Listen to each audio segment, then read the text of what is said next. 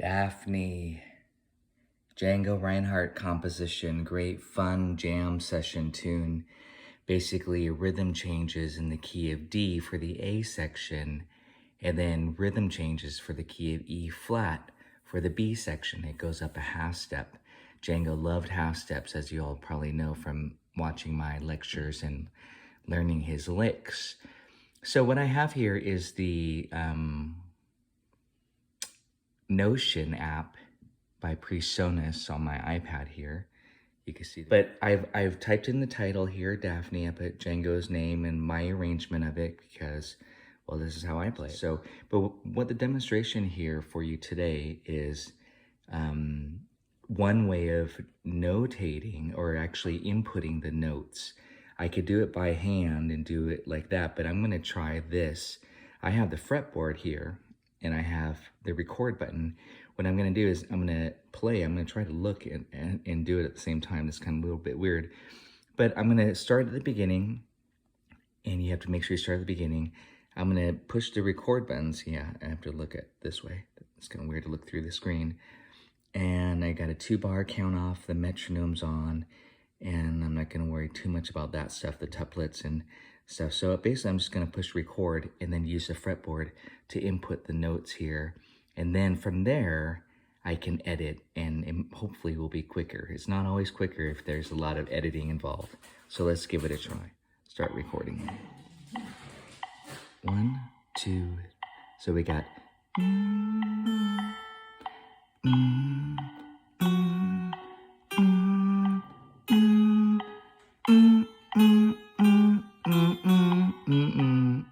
repeat. Supposed to be Charleston rhythm, so I'm messing this up a little bit. But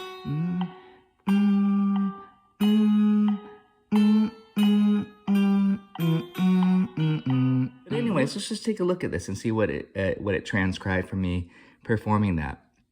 So it didn't get the half note that I wanted here. I made it short. That's dealing with the duration. I could fix that real fast. I click on that, and let's make that a half. Bit of work here. Oh, this is supposed to be the Charleston rhythm.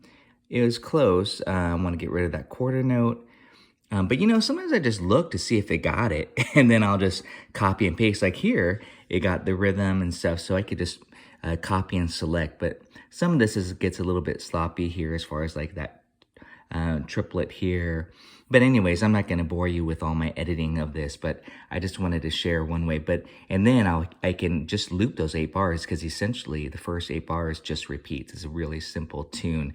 And then I'm at measure 17 here, the B section, and that's where I stopped, because my finger, as I was trying to scroll through the fretboard here, hit a wrong note. But now I could just start right there. I could actually just clear that and just kind of get the template. I mean, like, look at that rhythm there. That's not, you know, it transcribes everything. So what I would do is to quantize it, and I'll show you that next time if you're interested in checking out how to quantize. And that just, again, deals with the settings. But right now I'm just going to do a quick version. Let me see if I could get that B section happening here, and see what happens with my performance. I just got to get the fretboard lined up correctly so I can play it where I want to play it. Let's see, record. It's right there at the beginning of the measure, and there's a lesson coming up in a minute here. Let's see, start recording, 2-bar count off, 1, 2, 3, 4, half note. See, you gotta hold it, and then 2. I'll just play it out. Why not? And then